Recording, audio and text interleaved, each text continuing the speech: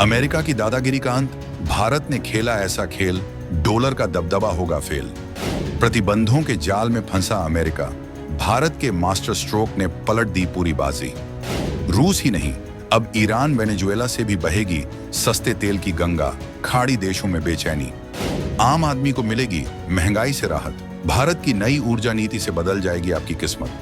दुनिया की एकमात्र महाशक्ति होने का दंभ भरने वाले अमेरिका ने सोचा था कि 50% के भारी भरकम टैरिफ का आर्थिक शिकंजा कसकर वो भारत को घुटनों पर ला देगा।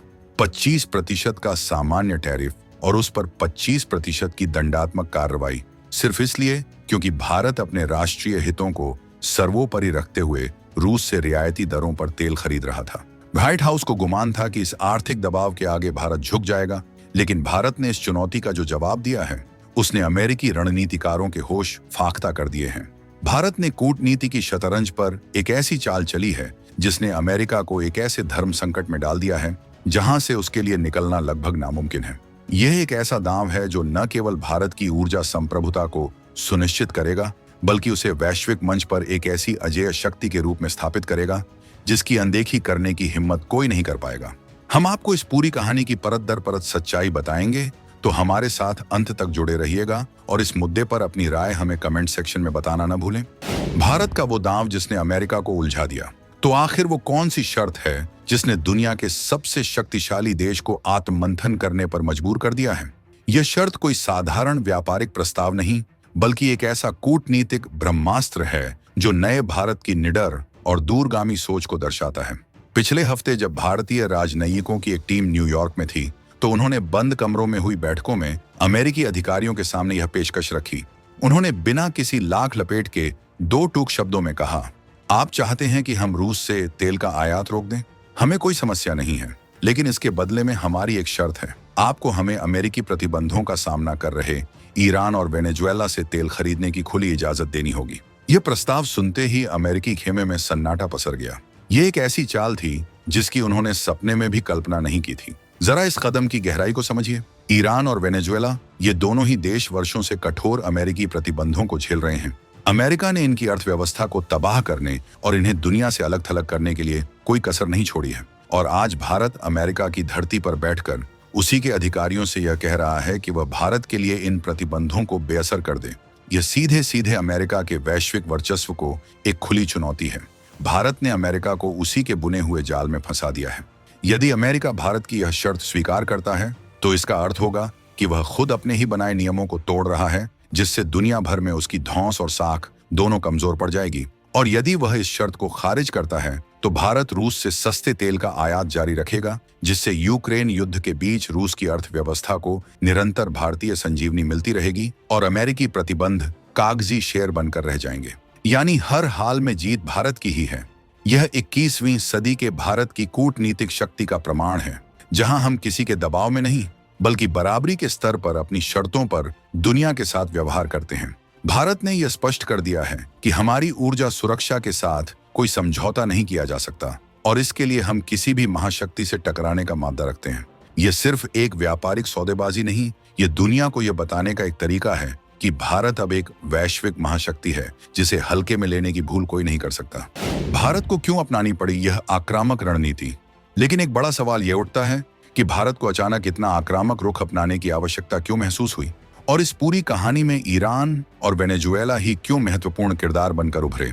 इसका जवाब भारत की अर्थव्यवस्था की सबसे बड़ी कमजोरी, यानी हमारी ऊर्जा आयात पर भारी निर्भरता में छिपा है।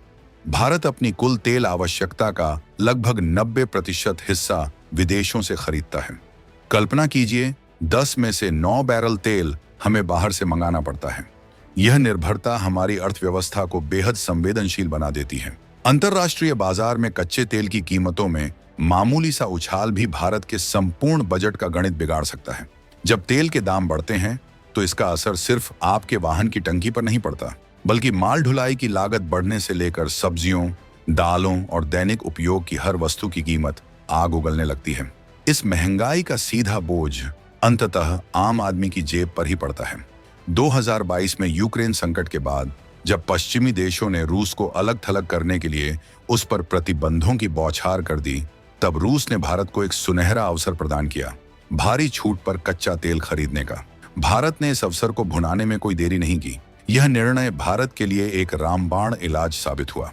जहां एक ओर पूरी दुनिया महंगाई की चपेट में थी, वहीं रूस से मिले सस्ते तेल ने भारत को अपने आयात बिल पर अरबों डॉलर की बचत करने में मदद की। इस बचत ने सरकार को महंगाई को नियंत्रित करने और आर्थिक विकास की गति को बनाए रखने में एक बड़ी ताकत प्रदान की। अब भारत उसी सफलता की गाथा को एक नए अध्याय के साथ आगे बढ़ाना चाहता है, लेकिन इस बार अपनी ऊर्जा की टोकरी को और अधिक विविधतापूर्ण बनाकर। यहीं पर ईरान और वेनेजुएला का महत्व सामने आता है। इन दोनों देशों के पास दुनिया के कुछ सबसे विशाल तेल के भंडार हैं, लेकिन अमेरिकी प्रतिबंधों के कारण वे अपने इस काले सोने को वैश्विक बाजार में बेच नहीं पा रहे हैं। इसका परिणाम यह है कि ये दोनों देश भी रूस की तरह ही भारी रियायतों पर अपना तेल बेचने के लिए विवश हैं। भारत की रणनीति बिल्कुल स्पष्ट है, अपनी ऊर्जा सुरक्षा के लिए किसी एक देश का मोहताज नहीं रहना। भारत रूस, ईरान और वेनेजुएला जैसे कई सस्ते स्रोतों का एक ऐसा पोर्टफोलियो बनाना चाहता है जो उसे किसी भी एक आपूर्तिकर्ता देश के दबाव या मनमानी से सुरक्षित रखे। यह एक ऐसी दूरदर्शी रणनीति है जो भारत को ऊर्जा के क्षेत्र में आत्मनिर्भर बनाने की दिशा में एक क्रांतिकारी कदम साबित होगी। यह सिर्फ सस्ता तेल पाने की कवायद नहीं, यह अपनी नियति की बागडोर अपने हाथों में थामने की जिद है। भारत के इस एक कूटनीतिक दांव ने वैश्विक भू राजनीति के समीकरणों में एक भूचाल ला दिया है। इसके प्रभावों को कई स्तरों पर समझा जा सकता है। अमेरिका का धर्म संकट। भारत की इस शर्त ने अमेरिका को एक अग्नि परीक्षा में डाल दिया है। यदि ट्रंप सरकार भारत को यह छूट देती है तो यह दुनिया के सामने उसकी कमजोरी के प्रतीक के रूप में देखा जाएगा। यह अमेरिका के विरोधी देशों को यह संकेत देगा कि अमेरिकी प्रतिबंधों की दीवार में सेंध लगाई जा सकती है। दूसरी ओर, यदि अमेरिका भारत के इस प्रस्ताव को ठुकराता है तो भारत रूस से तेल खरीदना जारी रखेगा, जिसका सीधा मतलब होगा कि भारत के वित्तीय सहयोग से रूसी अर्थव्यवस्था मजबूत होती रहेगी और यूक्रेन में अमेरिकी रणनीति विफल साबित होगी। यह अमेरिका की विदेश नीति के लिए एक बड़ी शर्मिंदगी होगी। रूस को कड़ा संदेश। अभी तक रूस इस विश्वास में था कि सस्ते तेल के बाजार में उसका कोई बड़ा प्रतिस्पर्धी नहीं है और भारत के पास सीमित विकल्प हैं।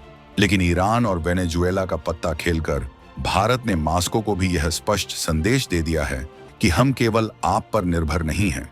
यदि आप भविष्य में बेहतर शर्तें नहीं देते तो हमारे लिए और भी रास्ते खुले हैं। इससे भविष्य में रूस के साथ होने वाली किसी भी तेल डील में भारत की मोलभाव करने की क्षमता अभूतपूर्व रूप से बढ़ जाएगी। ओपेक देशों की बादशाहत को चुनौती। इस पूरे खेल का सबसे गहरा असर सऊदी अरब और यूएई जैसे खाड़ी देशों के संगठन ओपीईसी पर पड़ेगा। ये देश अब तक तेल बाजार के कार्टेल की तरह काम करते थे, जो उत्पादन को नियंत्रित करके कृत्रिम रूप से कीमतों को ऊंचा रखते थे। लेकिन अब जब भारत जैसा दुनिया का तीसरा सबसे बड़ा तेल आयातक अपनी जरूरत का एक बड़ा हिस्सा ओपेक के बाहर से रूस, ईरान, वेनेजुएला से पूरा करने लगेगा तो ओपेक की मनमानी पर लगाम लगेगी। बाजार में तेल की आपूर्ति बढ़ेगी और उन्हें भी अपनी कीमतें प्रतिस्पर्धी रखने पर मजबूर होना पड़ेगा। चीन और पाकिस्तान की हैरानी। इस पूरी पटकथा को चीन और पाकिस्तान बस अचंभे से देख रहे हैं। पाकिस्तान, जो स्वयं गंभीर आर्थिक संकट से गुजर रहा है, वह तो इस तरह की साहसिक कूटनीतिक पहल करने की कल्पना भी नहीं कर सकता। वहीं चीन, जो खुद को एशिया की सबसे बड़ी शक्ति मानता है, वह भी हैरान है कि कैसे भारत बिना किसी सैन्य टकराव के केवल अपनी कूटनीतिक बुद्धि और आत्मविश्वास के बल पर दुनिया की महाशक्तियों को अपनी धुन पर नचा रहा है। यह भारत की सॉफ्ट पावर का वह रूप है जो हार्ड पावर से भी अधिक प्रभावी साबित हो रहा है।